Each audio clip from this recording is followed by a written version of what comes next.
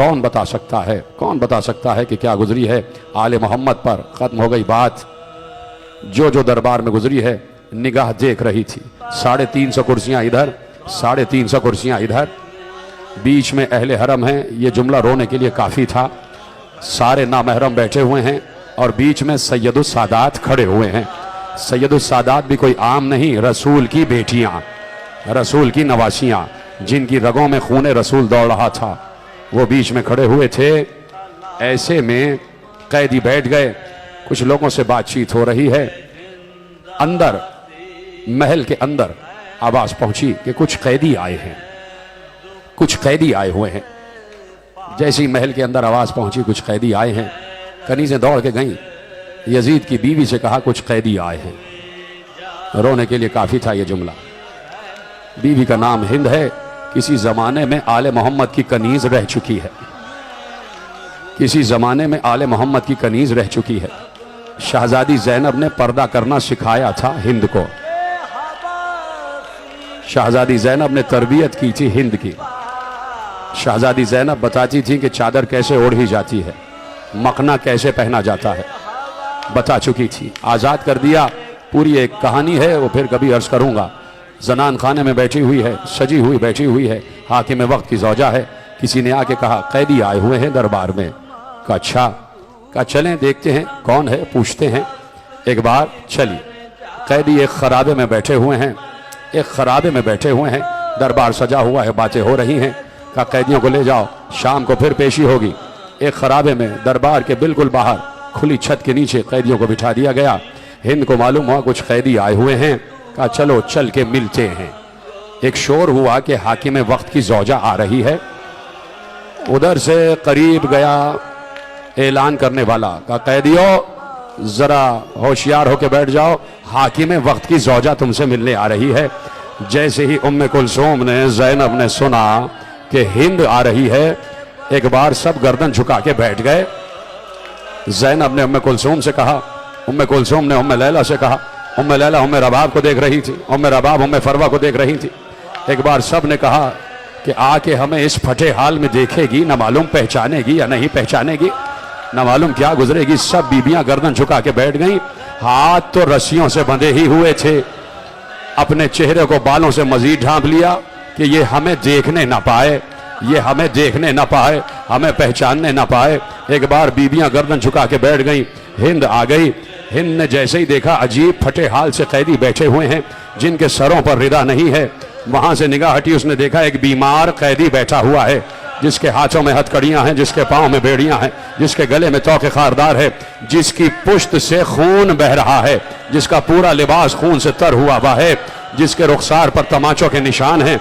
उधर से निगाह हटी, उसने देखा एक 4 बरस की मासूम सी बच्ची बैठी हुई है, जिसके हाथों में रस्सियां हैं और जिस बच्ची के रुखसार नीले हो रहे हैं, उस बच्ची ने भी अपने नन्हे नन्हे बालों से अपने चेहरे को ढांपा हुआ है। लरस गई। दिल में रहम था ना, आले मोहम्मद के घर की कनीज पली हुई थी, दिल में रहम था। लरस के वहीं बैठ गई। कुर्सी सजाई गई, कुर्सी पे बैठ गई। कुर्सी पे बैठ कर कहा मैं तुमसे कुछ बात कर सकती हूँ? कैदी हो, तुमसे कुछ बात कर सकती हूँ? किसी कैदी ने जवाब ना दिया। कहा अच्छा तुम जवाब नहीं देना चाहती तो बस ये बता दो कि तुम लोग कहाँ के रहने वाले हो? कहाँ के रहने वाले हो? कहाँ के रहने वाले हो? बीबी जैनब ने आहिस्ता से कहा हम मदीने के रहने वाले हैं, हम मदीने के रहने वाले हैं। खुदा की कसम रिवायत कहती है जैसे ही हिंद ने सुना मदीने का नाम, कुर्सी छोड़ के जमीन पर आ गई। कुर्सी छोड़ कर जमीन पर आ गई और वहीं बैठ गई जहां कैदी बैठे हुए थे। बीबी जैनब ने आहिस्ता से कहा कुर्सी से क्यों उतर आई? कहा तुमने ऐसे शहर का नाम ले दिया कि मैं कुर्सी पे बैठ नहीं सकती। कहा क्यों? उस शहर मदीना से तुम्हारा क्या ताल्लुक है? कहा वहां मेरे आका और सरदार, मेरी शहजादियां, मेरी आकाजादियां रहती हैं, मैं उनकी कनीजी में रही हूं। कहा अच्छा ये बताओ ऐ कैदी औरतों, ये बताओ कि मदीने में किस मोहल्ले के रहने वाले हो? फिर बीबियां चुप हो गई, क्या जवाब दें? फिर बार बार पूछती है तुम्हें तुम्हारे हक का वास्ता, ये बताओ किस मोहल्ले के रहने वाले हो? कहा तुझे मोहल्लों से क्या गरज है? कहा इसलिए कि वहां एक मोहल्ला है बनी हाशिम, वहां एक मोहल्ला है बनी हाशिम, मैं वहां की कनीज रही हूं। कहा किस घर की कनीज रही हो? कहा आले मोहम्मद के घर की कनीज रही हो, रसूल के घर की कनीज रही हो। कहा पूछना क्या चाहती हो? कहा पूछना चाहती हो कि मेरे आका हुसैन खैरियत से हैं, मेरे आका का क्या हाल है। मैं 2 बच्चों को छोड़कर आई थी, एक का नाम सज्जाद था, एक झूले में लेटा हुआ था, उसका नाम अली अकबर था। मैं उनके 2 बच्चों को छोड़कर आई, सज्जाद जरा चल रहा था, अली अकबर झूले में था। मैं पूछना चाहती हूँ अली अकबर का क्या हाल है, सैयद सज्जाद का क्या हाल है, मेरे आका हुसैन का क्या हाल है। और मेरे आका हुसैन की 2 बहनें भी हैं, एक का नाम उम्मे कुलसूम है, एक का नाम ज़ैनब है। मैं पूछना चाहती हूँ उन बीबियों का क्या हाल है। ए कैदियों, तुम वहीं से आई हो, तुम्हें तुम्हारे हक की कसम तुम बताओ कि उस घर वालों का क्या हाल है। अब एक बार जैसे ही हक की कसम दी गई, ज़ैनब ने चेहरे से बाल हटाकर कहा हिंद अभी तक ना पहचाना, अभी तक ना पहचाना। अरे देखो मैं ज़ैनब हूं, ये उम्मे कुलसूम है, वो सामने जो हथकड़ियों में बंधा हुआ शेर है वो सैयद सज्जाद। जैसे ही हिंद ने देखा कि ज़ैनब के सर पर रिदा नहीं, मातम करो मातम करो, जैसे ही हिंद ने देखा कि ज़ैनब के सर पर रिदा नहीं, उम्मे कुलसूम के सर पर रिदा नहीं, बीबियों के चेहरे पर बाल पड़े हुए हैं और बाल पर गर्द अटी हुई है, चेहरों पर रुखसार पर तमाचों के निशान है।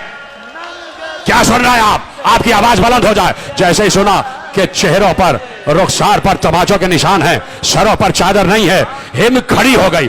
खड़ी होने के बाद अपने सर से चादर हटाई, चादर को फेंका, अपना गरीबान चाक किया। एक बार ज़ैनब खड़ी होकर कहती है हिंद कहां जा रही है? तेरा शौहर तेरे साथ बहुत सुलूक करेगा, बहुत खराब सुलूक करेगा। कहा अब मैं जानो और दरबार जाने।